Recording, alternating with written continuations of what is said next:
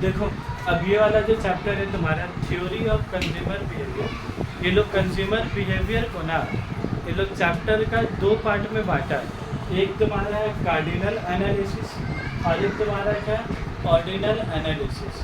ये दोनों एनालिसिस में थोड़ा सा फ़र्क है, जो एकदम बुनियादी फ़र्क ये है।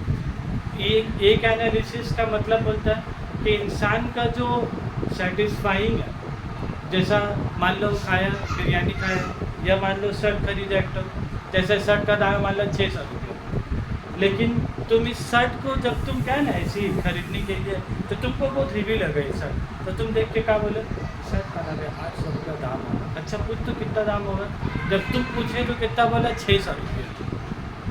तो तुम इस शर्ट का तुम अपना वन सेटिस्फाइंग को तुम अपना सेटिस्फैक्शन को यूटिलिटी को किस में नापे, इन टर्म्स ऑफ मनी नापे कि नहीं पाइए कि शर्ट से जो मेरा चाहत पूरा हो रहा है, इस शर्ट से मेरा कितना का चाहत पूरा होगा 800 रुपये का।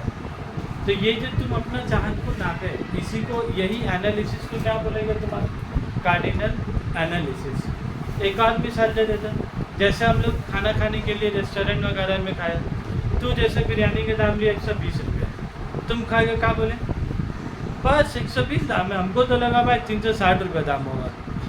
तो तुम्हारा अपना जो उससे सेटिस्फैक्शन मिला, क्या 100 रुपये का उससे सेटिस्फैक्शन मिला कि 360 रुपये मिला, 360 रुपये का।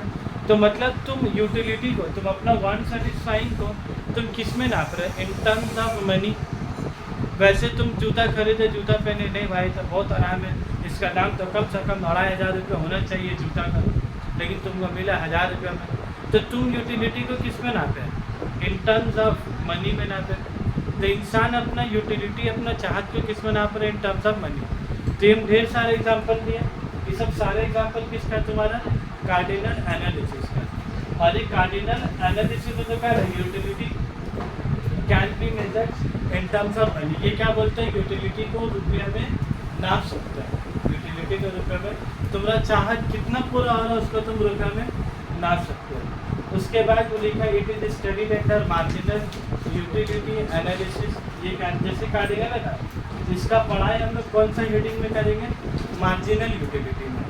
और जब भी बात मार्जिनल का होगा तो समझ जाओगे किसका बात चल रहा है, तुम्हारा कार्डिनल का। और मार्जिनल यूटिलिटी एनालिसिस जो पूरा थ्योरी जो दिया है वो आदमी कौन दिया तुम्हारा, अल्फ्रेड मार्शल। अरे बहुत फेमस आदमी है अल्फ्रेड मार्शल। क्या इकोनॉमिक्स को आधा से ज़्यादा चीज़ का दिया हुआ अल्फ्रेड मार्शल का। तुम अगर नाम बोल जाओगे तो अल्फ्रेड मार्शल का चिपका दोगे, क्योंकि आधा से ज़्यादा चीज़ इकोनॉमिक्स में किसका देने, ये अल्फ्रेड मार्शल भाई साहब के देने। ये हर चीज़ एनालिसिस करता था, सोचता था और फिर एक थ्योरी का बनाता था। अब इस तरफ में तुम्हारा क्या बोलो, ऑर्डिनल एनालिसिस।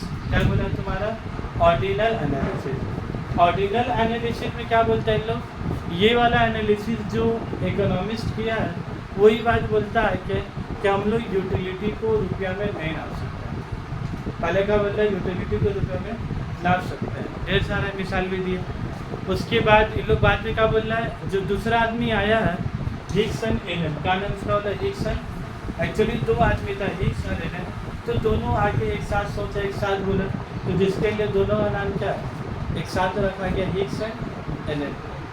ये क्या बोलता है कि utility can not be measured in terms of money. बोला हम लोग यूटिलिटी को रुपये में ना ले सकते हैं। तो सर क्या कर सकते हैं, ये बोल रहा है खाली हम लोग इतना बोल सकते हैं कि ये सामान ज़्यादा अच्छा है और ये सामान कम अच्छा है, लेकिन ये सामान कितना रुपया का अच्छा है ये नहीं बोल सकते हैं। ये सामान कितने रुपये का कम है ये बात बोलने का मुश्किल है। जैसा इसका बोलने का मतलब है कि हम लोग को दो सामान अगर दे दिए जाए, 2 डब्बा बिरयानी दे दी अलग कंपनी का वो अलग दुकान का, तो हम लोग खाली बोल सकते हैं कि ये वाला ज़्यादा अच्छा ये वाला कम अच्छा है। लेकिन ये बोलना बहुत मुश्किल है, किसको खा के 120 रुपये का मज़ा मिला, ये वाला खा के 90 रुपये का मज़ा मिला।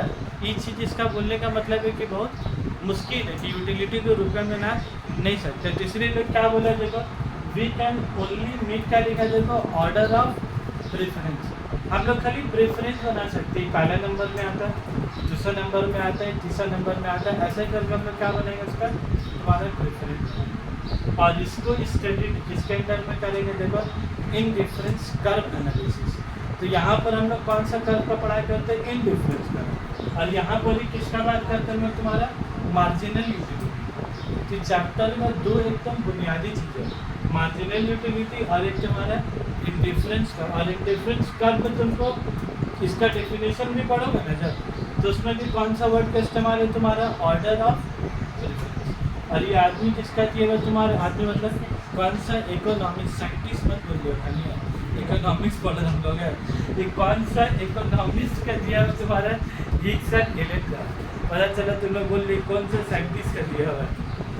ठीक है, तो अब हम लोग अभी जो हम लोग एक पार्ट शुरू भी हम लोग करेंगे मार्जिनल यूटिलिटी एनालिसिस, हम लोग थोड़ा सा शुरू भी करेंगे। मार्जिनल यूटिलिटी क्या बोलते हैं, किसको बोला जाता है, कैसे मार्जिनल यूटिलिटी निकाला जाता है, और मार्जिनल यूटिलिटी निकालने से पहले हम लोग को पहले टोटल यूटिलिटी निकालना पड़ता है। टोटल यूटिलिटी मार्जिनल दो कंसेप्ट एक साथ आता है एग्जाम में। ठीक है, तो हम लोग अब वाला रिकॉर्ड करेंगे। ठीक है, देखो छोटे